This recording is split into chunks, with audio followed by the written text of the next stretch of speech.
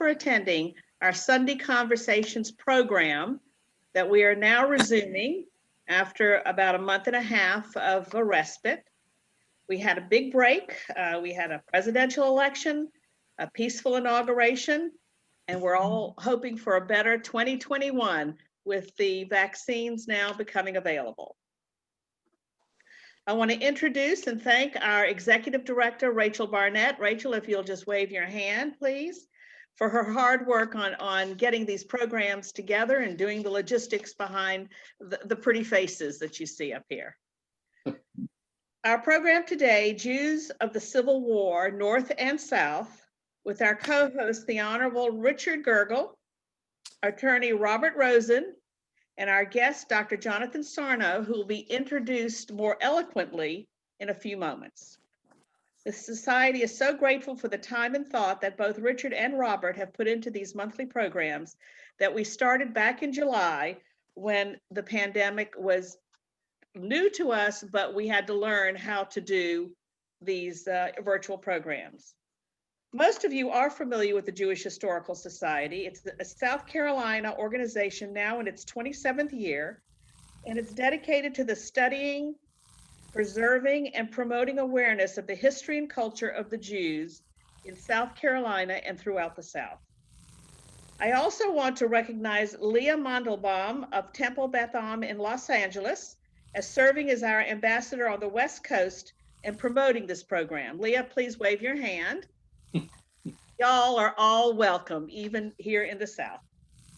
As a reminder, this session will be recorded and will be available later in the week on our YouTube channel, as well as a link to our Facebook. In order to limit interruptions, please mute yourself. Double check bottom left-hand corner that you are muted. We love dogs and children and chit chat, but not during the program. I welcome your questions. Please direct them to me and I will share them with our hosts and guests. So if you do have questions during the course of the program, chat room to Lily Filler. I would also like to mention of the book, Jews of the Civil War, which was co-edited by Dr. Sarna and Dr. Adam Mendelsohn. It's a wonderful must-have book if you are a historian or interested in the background of the Civil War or the role that Jews played in the Civil War. It's a compilation of essays. Very good, recommended. So I will now turn the program over to the Honorable Richard Gergel, who will give us an overview of today's program and get us started. Jews of the Civil War, North and South. Thank you. Thank you, Lily.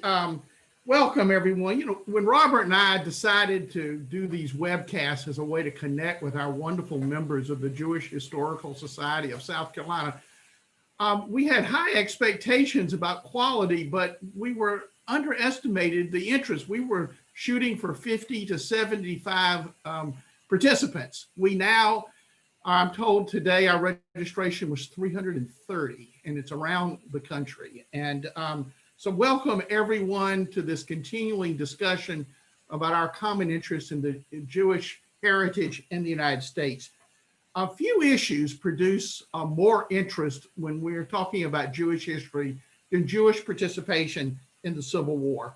Part of it is because these Jews who lived in the United States during this era were mostly of Sephardic and German origin. Our ancestors, most of them lying here today, descend from Eastern European and Russian Jews. And so these folks who live, these Sephardic and German Jews, are of endless fascination to us, and trying to understand their role in the United States at this time has been interesting. Another reason, and let's just say it candidly, is that many Jews are mystified how anyone Jewish could support slavery or who could be on the side of the Confederacy. And everybody, America right now is going through its reckoning on its history and its issues on race and justice. And Jews are not spared from this.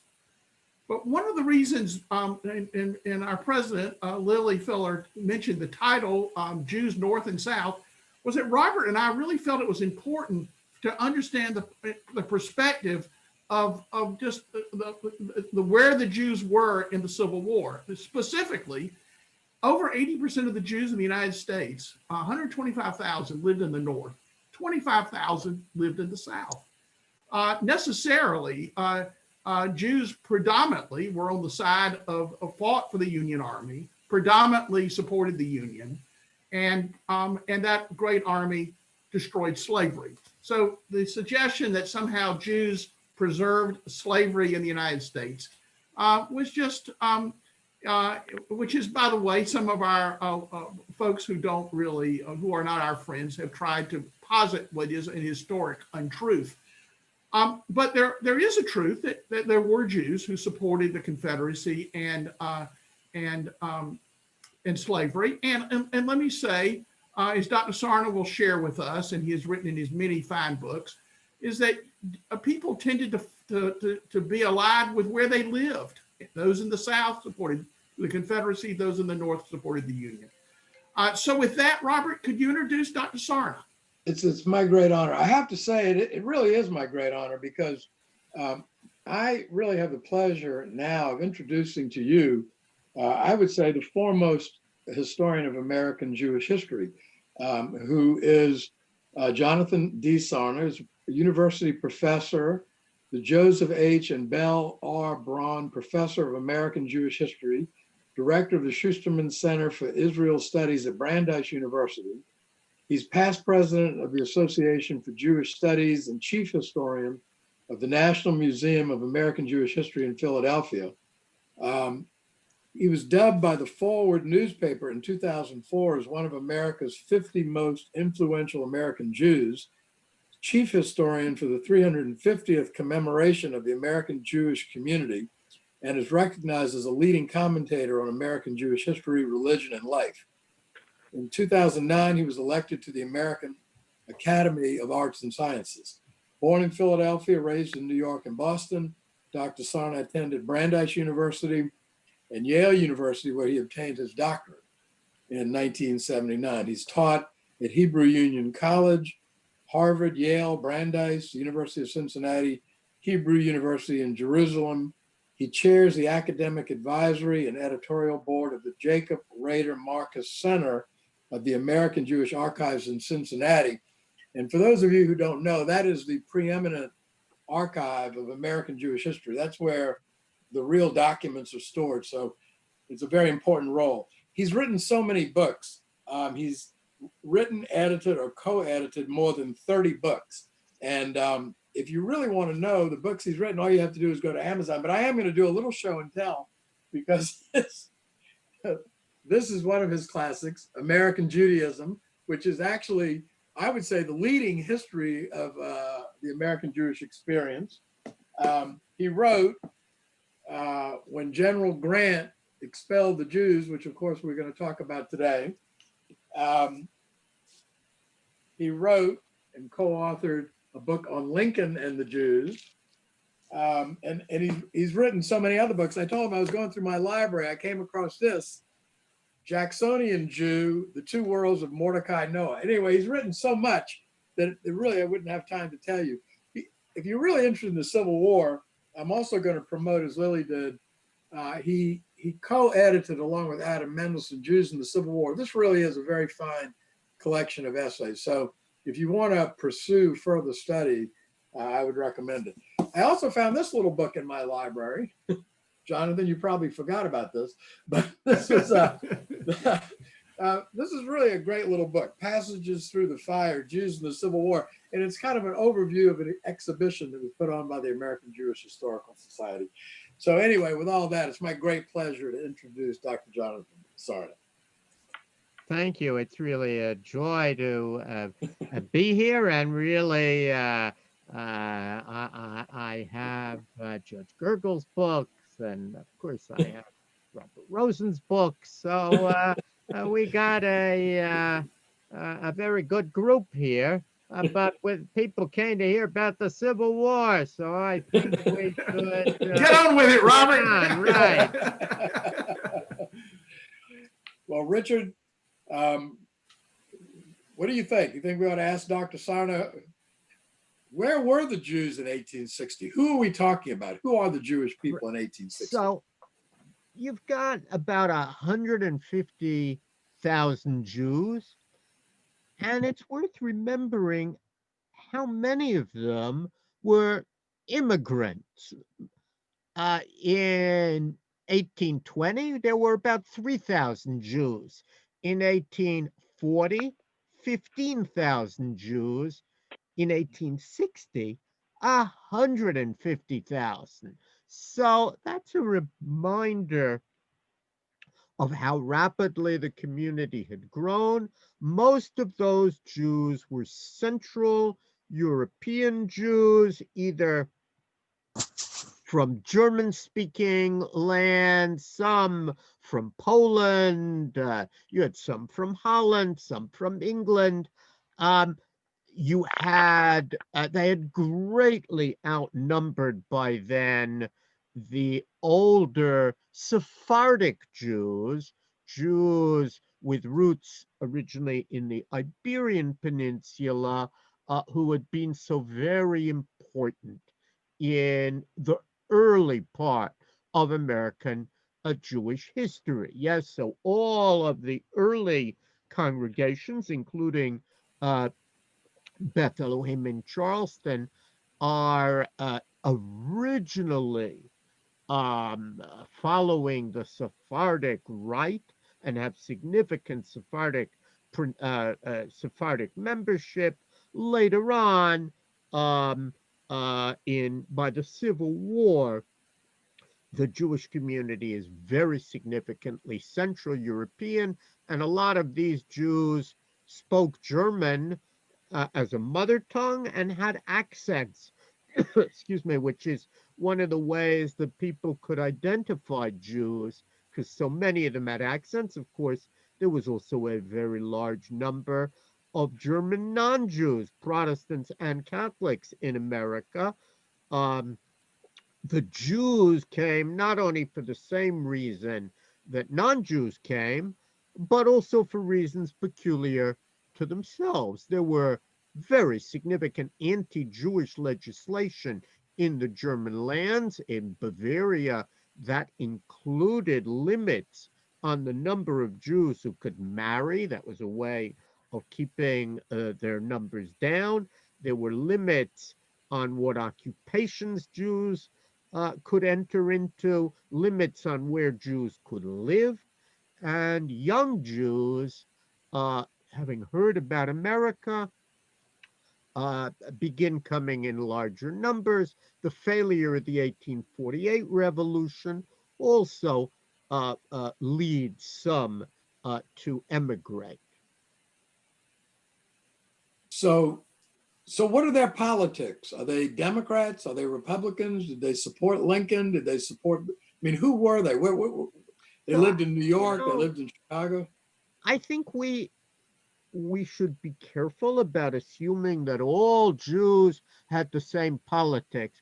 It's not true today, and it certainly wasn't true then. In New York, which even then is a very significant Jewish community, about 1 in 20 New Yorkers was Jewish on the eve of the Civil War, whereas nationwide it's about, I don't know, 1 in 200 about. In New York, a lot of Jews were Democratic, largely because they made a lot of clothing in New York. A lot of Jews were involved in these new clothing industries, and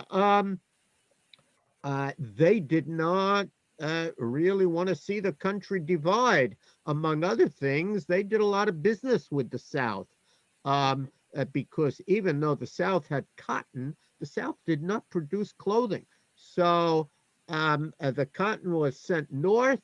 The Jews made the clothing. Sometimes clothing for slaves as well, which was very poor quality clothing. And many of them felt, the Democrats would keep the Union together. But when you move to Illinois, you find there probably the majority supported Lincoln, who, of course, was one of their own, and he had many friends. Um, Lincoln was much less known in New York. In the South, of course, Jews were very loyal to the forces that would become the Confederacy. In South Carolina, where you are, when Lincoln it's clear, is going to become president. South Carolina is the first to secede, and one of the Mordekeys, I think Benjamin Mordecai, gives $10,000. That was a fortune. It's a couple of $100,000, really to the state for its needs. And you have other Jews who I think felt in South Carolina and elsewhere in the Confederacy very loyal to their home communities, often communities that had allowed them to settle, and but where they had gone into business with for their communities. As everyone knows, lots of Jews, especially from Central Europe, when they came to America, they went into peddling. And you would go and peddle, and you'd come to and you could make good money peddling, and you'd come to a community, sometimes a very small one. It didn't have any stores. And you would stop, and if you had a little bit of capital, you would suddenly be the storekeeper. And indeed, many of those stores were known as the Jews' store, which was not a negative. People were thrilled.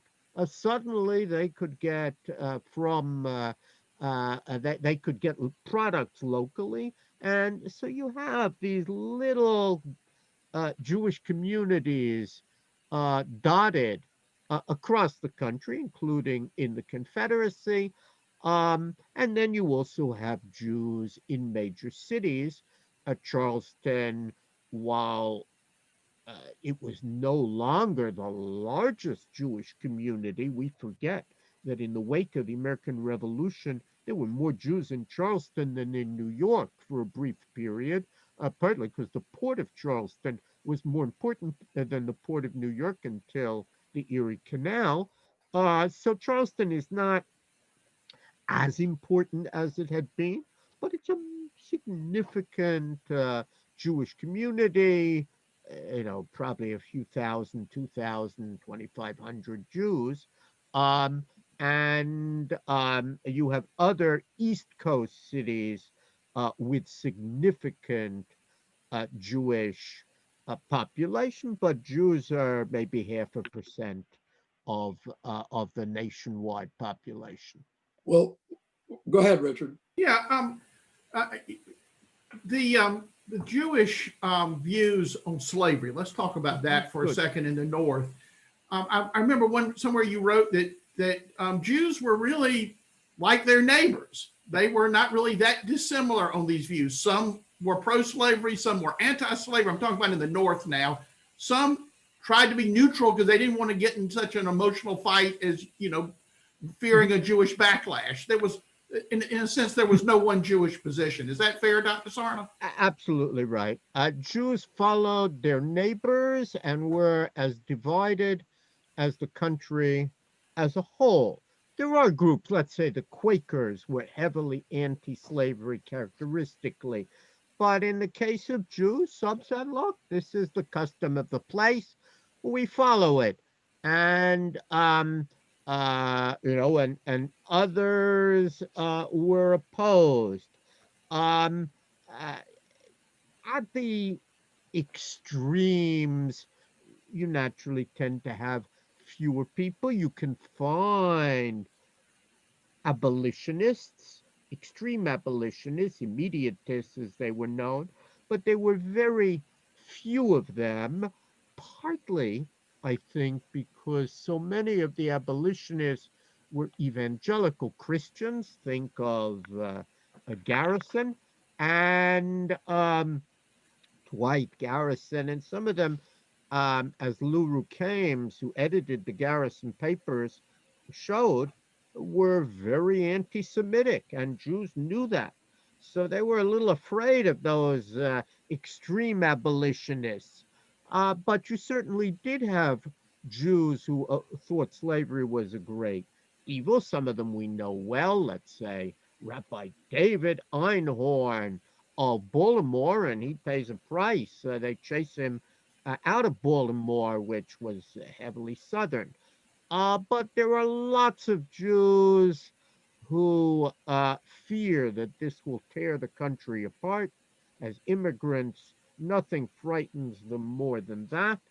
And uh, and those in the South would be pro-slavery. It's easy to find Southern Jews who talked about that and supported it, which surprises us, but that was the norm.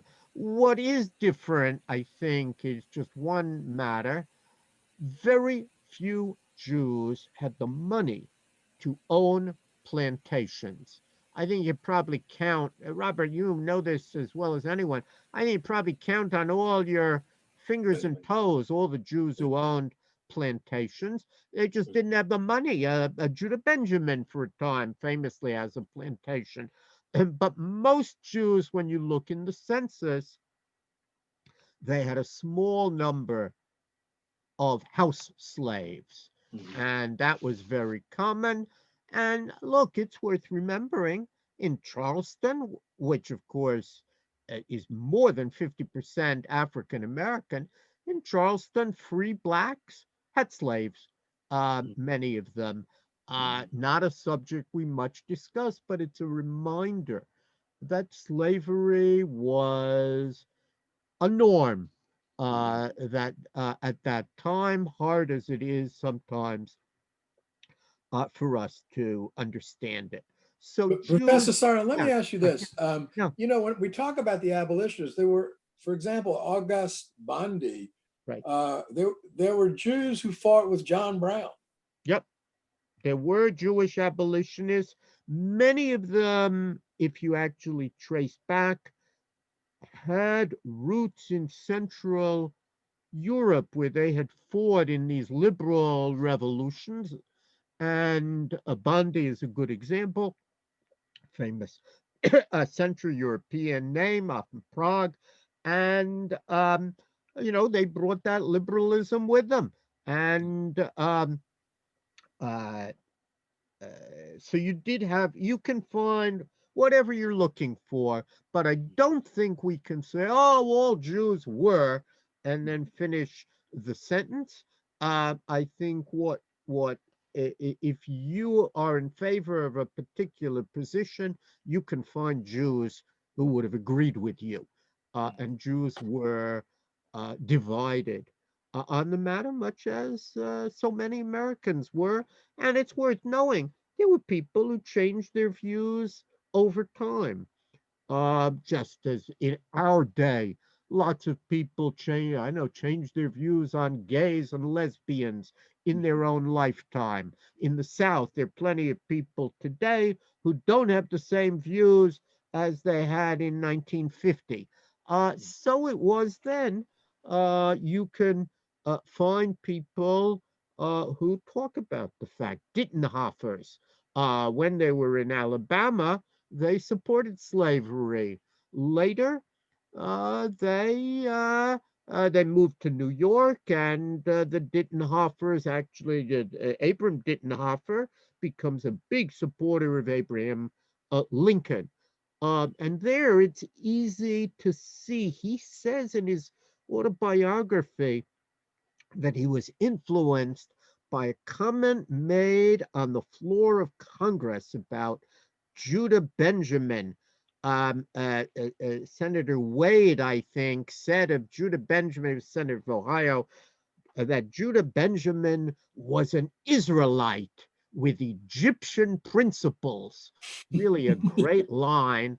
And apparently Dittenhofer was taken aback and realized he wanted to have what he called Jewish principles.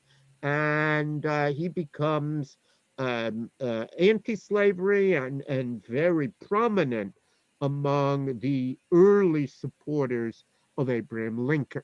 So each one is a story. And you had families that were divided. Parents pro-slavery, young people have a different view. How about, Dr. Sarna, how about Jewish service in the North? My friend Robert Rosen has written this wonderful book on the Jewish experience in the Confederacy. There really isn't in one volume that right now, I understand there's some works in progress now on this. Talk to us a little bit about Jewish service in the Union Army, about their opportunities for recognition, promotion, service, Sure. recognition for bravery, etc. So it's a great a question, and a very important question, because in Europe, anti-Semites often claimed that Jews like to benefit financially from war, but didn't like to fight in it, which was their way of saying Jews are not patriotic. So that's one of the reasons Jews have always wanted to take note of how many of them fought in wars. The truth is, 8,000 Jews fight in the Union Army, and we have a lot of their names. Years ago, there was a volume by Simon Wolf that listed them, but now Benjamin Chappell is putting together an extensive roster based on long hidden documents in the pension division of the government, because people wanted Civil War pensions. And it's often possible to learn from those documents who was Jewish. So we know lots of Jews fought. In addition, look, it was a way of moving up. And that's what's important about your question. In many European countries, in the Tsar's army into the 20th century, Jews could not be promoted because the idea that a Jew would give orders to a Christian was unthinkable. We do not find that in the Civil War at all. Jews do move up. We have Jewish officers, and Jews also were able to get bounties like a lot of other people were in the North. And if you were a fairly recent immigrant, that sounded like a pretty good deal. They gave you money in order to join up. The community would raise money. You would serve. They fed you. They clothed you. A lot of people didn't exactly know what war was, and there are a lot of stories, Jews and non-Jews, that they signed up. They were happy to get the benefits. They didn't quite understand how dangerous it was. But leaving that aside, you certainly find Jews in many units. Indeed, we'll talk more about Ulysses S. Grant, but as many people know, General Grant expelled Jews from his war zone, and one of the points made to him is, hey, you've got Jews in your own army. Do you want them to be expelled? And that's also a reminder that many times they didn't ask what religion you were, and sometimes Jews thought that they would be persecuted by their fellow soldiers if it was known they were Jewish, so they hid it. But you certainly had Jews, and in a few cases, In Illinois, for example, you had units that had significant numbers of Jews. In the whole story about appointing a Jewish chaplain in the North, one of the reasons a unit nominated a Jewish chaplain was clearly because it had significant numbers of Jews. So the Civil War is a moment when Jews fight. And we also have cases, quite tragic, where Jews fought members of their own family, as the Jonas family. Some of the Jonases are very friendly with Abraham Lincoln. Other Jonases are in the South, and you have members of the family who fight one another, and that is not a unique case. So there were families divided north and south. The Gratz family, we know the name Rebecca Gratz of Philadelphia. Another example, you had Gratzes in the South fought for the Confederacy, Gratzes in the North. And if you read Rebecca Gratz's letters, she's trying to keep peace. We're all members of one family. Fighting North and South. She doesn't talk much about the war. She fills them in on news, but of course, it wasn't so simple.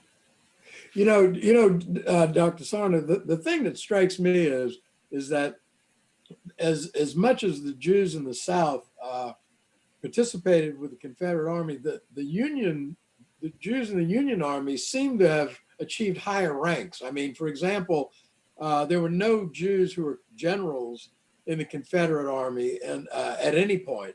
And Eli Evans points out that the two highest ranking Jews in the Union Army were Brigadier General Edward Solomon and Frederick Neffler. Solomon left Germany at the age of 18, settled in Chicago, and they raised an all-Jewish company in Chicago, which that was never true in the South. In other words, the Jews didn't want to be in their own companies, unlike the Irish. They wanted to blend in. But Solomon is unusual. He's very significant. Later, he's going to be governor of territorial governor in Washington. Do remember in the South, as you know better than I, Abraham Myers, who's chief quartermaster, Fort Myers, Florida. All the people who live there may not realize that's named for the chief quartermaster of the Confederacy, a very significant figure. And of course, Judah Benjamin, he's not a general, but there's nowhere really in the world, except maybe Benjamin Disraeli in England, where you see a Jew who has so much political power, Secretary of State eventually, as Judah Benjamin has in the Confederacy. So I think the big story really is that Jews could move up. The truth is, the Jew who would have been a general refused to. He is a Mordecai. One of the Mordecai's was a great expert on munitions and so on, and his wife's family was from the north, but his parents and his grew up in the South. Both sides wanted him because he'd been so well trained and had such a big reputation, and he sat the war out, which angered his relatives on both sides. And we don't remember him. I mean, in a way, although the family is known, he never got the reputation, but I think he might well have been a general had he signed on. His son, who was trained in the North, does fight in the Union Army. But in any case, although you can certainly find among human beings cases where Jews felt that they were mistreated by their peers, as is always the case, there is no, that I'm aware of, no systematic discrimination against Jews, and there are numbers of Jews who do move up and who receive war medals and the like in the Union Army, and years later, their family, is very proud of their contribution. Right there, Dr. Cerner, there's like 6 Jewish Medal of Honor winners. Honor winners, exactly. In the Union. The Union Army. Yeah. Each one is a story. At least one of those medals you can actually see at the American Jewish Archive. And these were people who did heroic things in battle. And we do have several accounts. One of my favorites, I think, when he mentioned his name, is Spiegel. Many on this program will probably remember the Spiegel catalog. That's the same family. And he rises to be a colonel, I think, and tragically dies, but he is a very significant figure.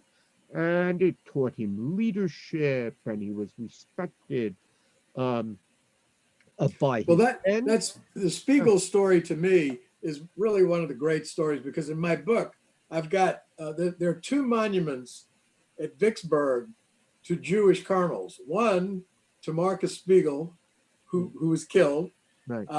And another to Colonel Dawson, who was Jewish, who was also killed. So you have at the Vicksburg battlefield monuments to 2 Jewish colonels, one Jew for the Confederacy and one for the Union. And the thing about Spiegel that I thought was very interesting was he starts the war feeling that he's fighting for the Union. You know, the thing that nobody seems to understand is the war was really about the Union. It wasn't about slavery. I mean, Lincoln said, Lincoln started the war to preserve the Union. So when he issues the Emancipation Proclamation, some of the troops didn't like it. Some of the Union troops felt, we didn't go to war for this. And Spiegel himself was not really anti-slavery and didn't have strong opinions about slavery. But when the Emancipation Proclamation was issued, and you have a picture of his speech in your book, he tells the troops, he says, there's no grumbling about the Emancipation Proclamation.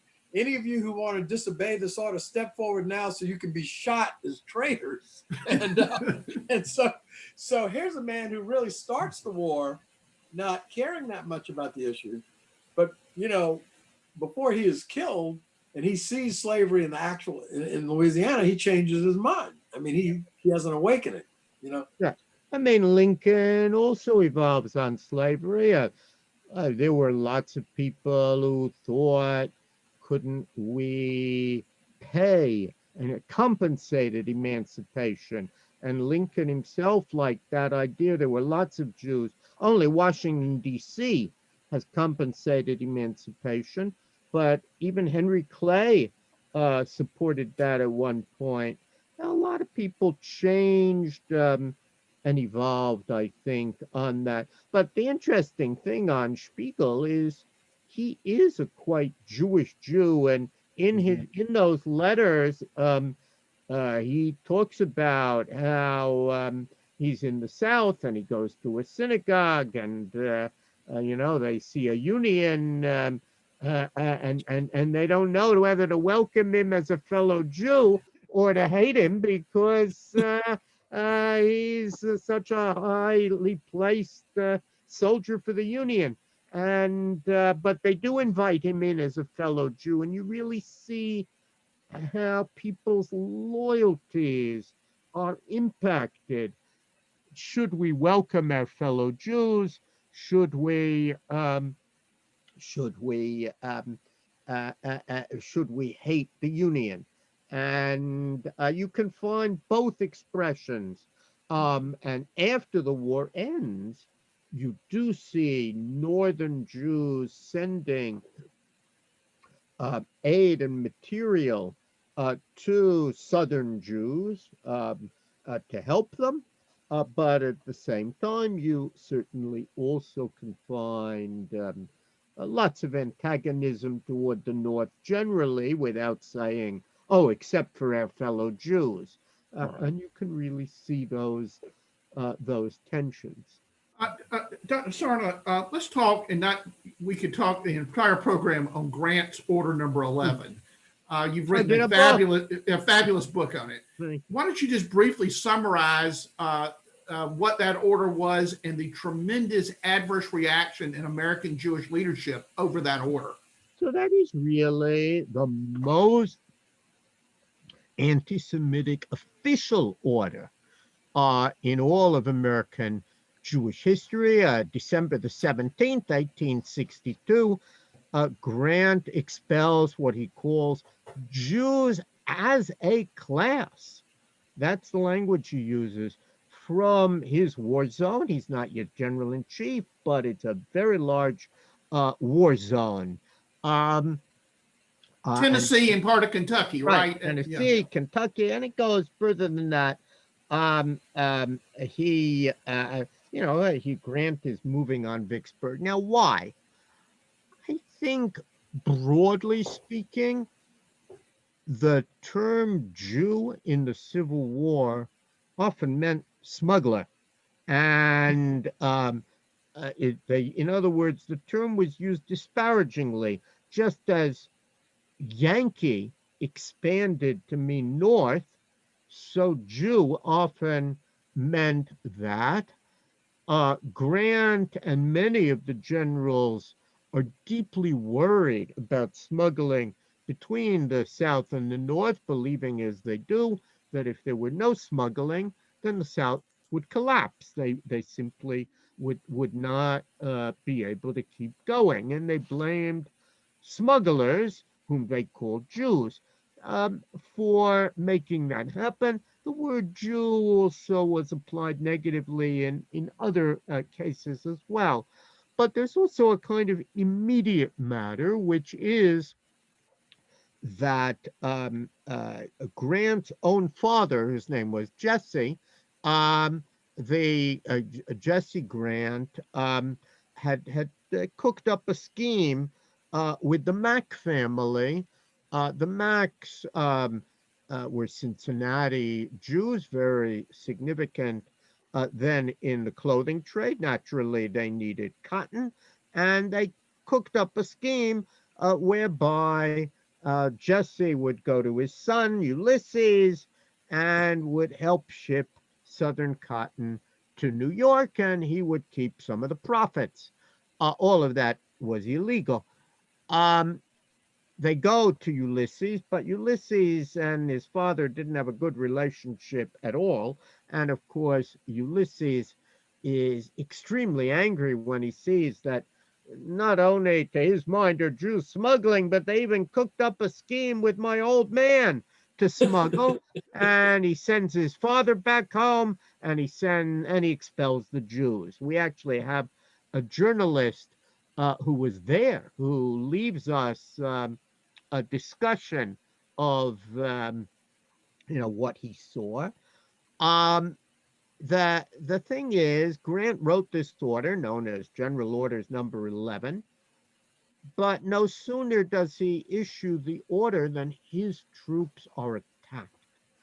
And part of the attack entails the cutting of telegraph lines. That explains why the order spread very slowly. It takes days until the order reaches Paducah. And in Paducah, which isn't a huge place, but Jews were significant in Paducah in trade. And in Paducah, all of the Jews are expelled. One of those Jews is very angry, goes off to Caesar Kaskel is his name. He's going to go to Abraham Lincoln to have it overturned, and he does a very significant thing. He brings all the paperwork with him because that probably saved the day. He had copies of the order.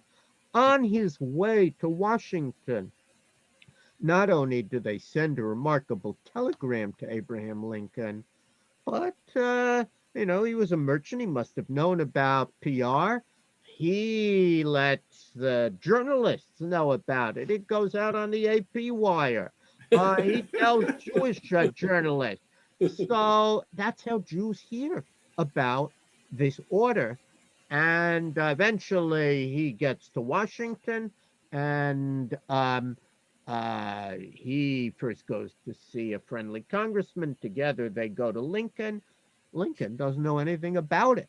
And that's why it was so important that Caskell had the documents. He shows it, and Lincoln immediately overturns the order. It's one of these cases where Lincoln is every bit as good as you would like him to be. He says later that he doesn't like to see a whole group stigmatized on account of a few sinners. And the order is overturned. We have a lot of the paperwork on that. Um, and Caskell goes back, and actually the whole issue is quickly submerged because Grant is on his way to Vicksburg, and then he's going to become this great hero. And the issue only reemerges when Grant runs for president as a Republican. Naturally, the Democrats, as politicians do today, they search his record. Are there any black marks that we can take advantage of? And then they find General Orders number 11 and they go to town. And in the 1868 election is the first election where a Jewish issue becomes central. And I will say to Grant's credit, after he's elected, he does apologize for that order. And more significantly, he spends the next 8 years appointing Jews and in many ways demonstrating that he's not an anti-Semite and that he's actually very positive toward Jews. And by the time Grant dies, he's a Jewish hero. So that is the story, but it does remind us that in the middle of war, lots of civil war, lots of civil rights violations, we would call them today, of various kinds happened. And one of the greatest of those was the effort to expel Jews as a class from Grant's entire war zone. Well, So let me Richard, yeah, so Richard, I want to take up for the Confederacy on this point. yeah, go right ahead. So we haven't talked a lot about the South, and of course, a lot of us know this story anyway. Right, of course. But what we have in the South is we don't have General Order number 11, and in fact we have Judah Benjamin, who Jonathan Sarna has mentioned. And I want to say this: Eli Evans is not with us because he's not well. But I want to say two things about historians. I know we're talking to lay people, but to historians, Eli was the godfather of Southern Jewish history, really. Mm-hmm. And the provincials, he's not well, he's in a hospital, and I was trying to see if we could have him with us tonight, but that's not going to be possible. But he wrote a biography, Judah P. Benjamin, the Jewish Confederate, which of course inspired me to write my book. So we know this story, but in the South, there's a smaller community. There's 25,000 Jews, and they are loyal to the Confederacy. And this is something that I think a lot of us today are having a hard time with. Sure. Why is it? Why is I have only 8 papers on it. that the children of Moses? Of course, he immediately understands what's good and bad, but he doesn't. I'm sorry. Is that Somebody's not muted. Yeah, somebody's got to be muted.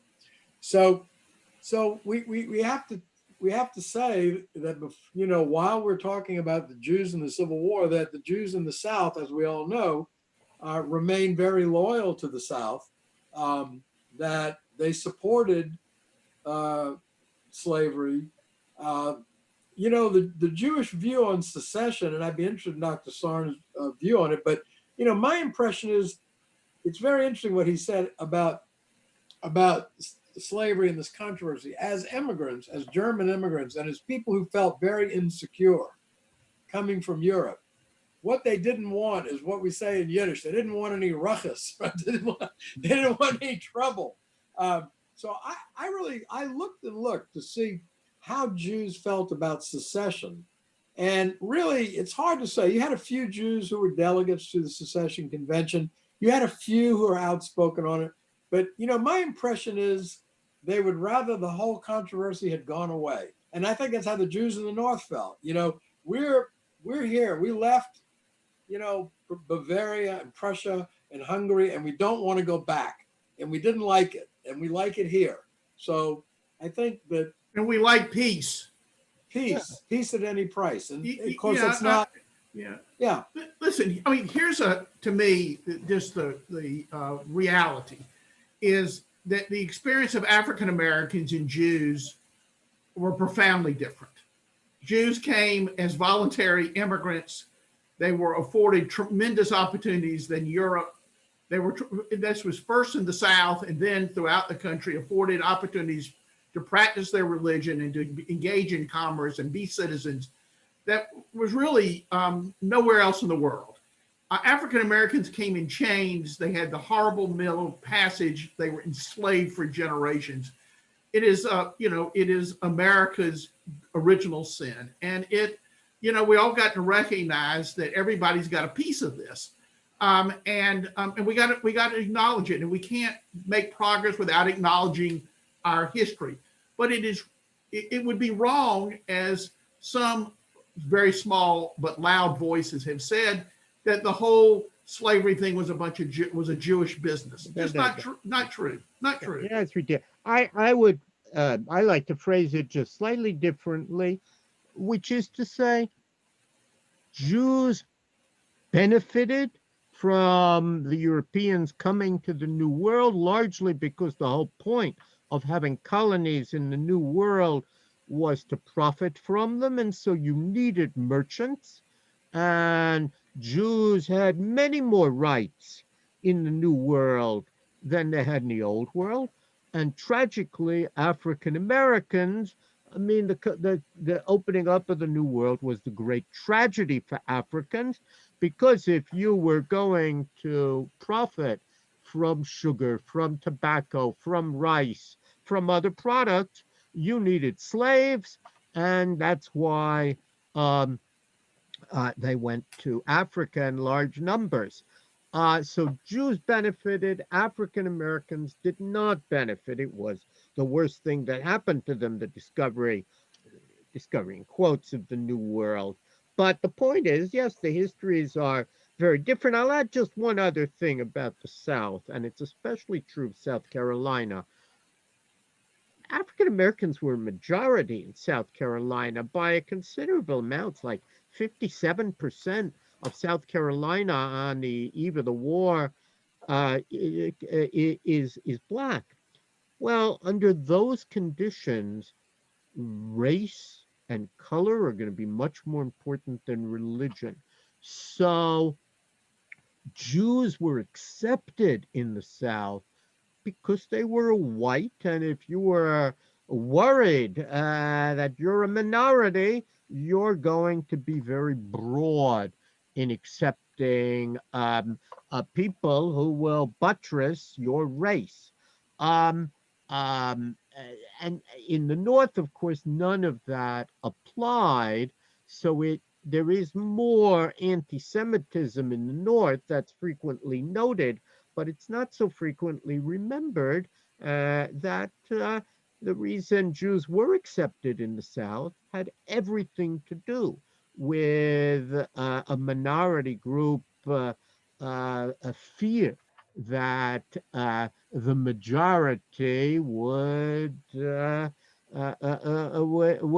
rise up against them. So they wanted. Right. Let me talk about this, because I noted this in my book on Judge Waring, is that the South was not known as a place of tolerance. And you dissented from the racial orthodoxy of the day. there was no like debate society. They run you out of town. They viewed white descent from the racial status quo, whether during slavery or during Jim Crow, as an existential threat because they thought that would give support to African Americans who would resist. So after the Denmark Vesey slave uprising, the South doesn't really tolerate, and particularly in South Carolina, any dissent from slavery, none. There were churches like the Methodist Church that had originally been anti-slavery. They quickly got the message. You were not going to function in the South if you were not pro-slavery. And so we don't really know if people would have resisted. I will say this, during the Jim Crow era, we know that many people of goodwill kept silent because they feared the adverse response that would come from anybody who resisted Jim Crow. And I think that was true during slavery. Yeah, there certainly are some people you can point to who left the South because they were uncomfortable with slavery. Jews. Some of the Pittsburgh Jews, that wasn't so far to go, did that. The Oaks family, some of them left the South, supposedly, that's the New York Times family, because they were uncomfortable with slavery. So you can find examples of people who are uncomfortable, but it's not a lot. And most people knew. And look, even Judah Benjamin, when Judah Benjamin says, you know what, we're going to lose this war, let's free our slaves and have them fight for the Confederacy. His enemies call him Judas Iscariot Benjamin, and think of the implications of that. I mean, you know, reenacting the worst New Testament enemy, and take Judah Benjamin as a traitor because he wanted to bring freed black slaves into the Confederacy as a last-ditch effort to win the war. Lily, do you think we might open up some questions? Yes, I do have a couple of questions that have come forth. Dr. Sarner, were there many Jews or any Jews that were involved in the slave trade, in bringing slaves and helping those that wish to sell them? So there were some, but the history of slavery would be no different in North America, even if no Jews had been involved. In other words, I can point to a couple of Jews whom we know of who are in the slave trade. The situation in the Caribbean is a little different, but even there, when you think about the importance of Jews as merchants, in many respects, the question is why so few Jews were involved in slavery, as opposed to, say, spermaceti, which was a Jewish monopoly. Spermaceti is whale oil, a Jewish monopoly almost, and Jews dominated it. And there's good reason, and that is the reason Jews didn't like the slave trade was because even in Africa, they were less willing to deal with Jews, and it was difficult for Jews. So it's not an all or nothing. There are some. One can point even to some ugly examples. Bertram Korn published a poem and so on where someone advertised, but the slave trade would have been identical had no Jew ever come to America. And it's ridiculous, really, to think that a small Jewish community, the majority of whose members came after 1820, vast majority, was responsible for a slave trade that indeed goes back to the 17th century. You know, that is important. So one can find examples, but one shouldn't exaggerate the role of Jews in the broader slave trade. Well, you know, And- Richard, I'm going to plug another book. I went Yes. through my library in preparation. So for those of you who want to know something about it, I'll have asked Dr. Sarna if he agrees or Good book. disagrees. Yeah, yeah, yeah. But Eli Faber wrote a book, Jews, Slaves, and the Slave Trade, Setting the Record Straight. And this is published by NYU Press. And why? So, I mean, and he's got a lot of figures. It's not the world's most interesting book, but it's very reliable. And he's got names and numbers and figures, and he spent years going through available records in the book on Jews and the Civil War that you kindly pointed to.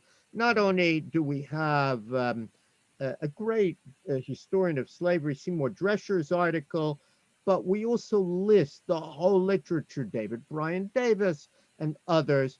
There is a very good literature now that neither exaggerates nor minimizes the role of Jews in the slave trade.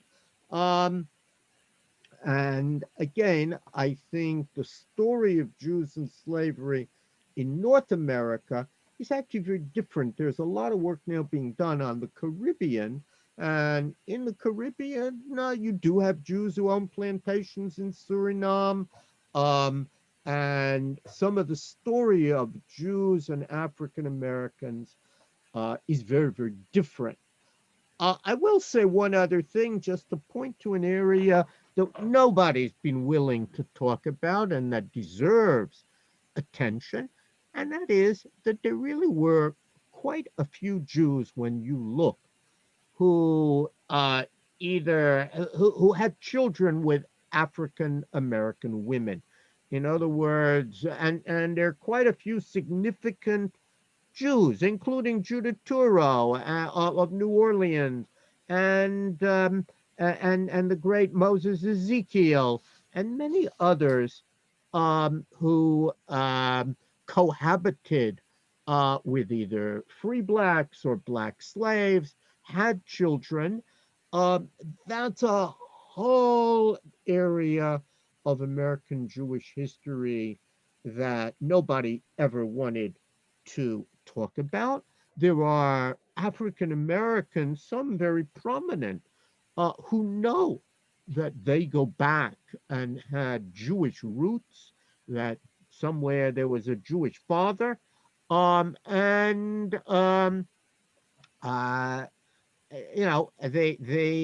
that it seems to me is a subject that requires much more exploration, really, than it has received. It too is part of Southern history, Southern Jewish history, and it's almost inevitable in slavery. And of course, it's always a male Jew with a female African American, meaning the Jewish community didn't consider them Jewish, but of course, a father has feelings for children, and that's what makes the story interesting.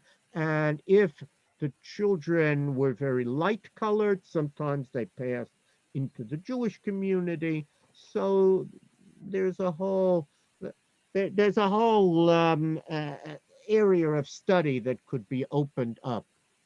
yeah, I want to mention, Richard, that when I did an op-ed recently with Professor Bernie Powers about, thinking about monuments to African Americans connected with the Civil War. And he points out, that we know Francis Cardozo.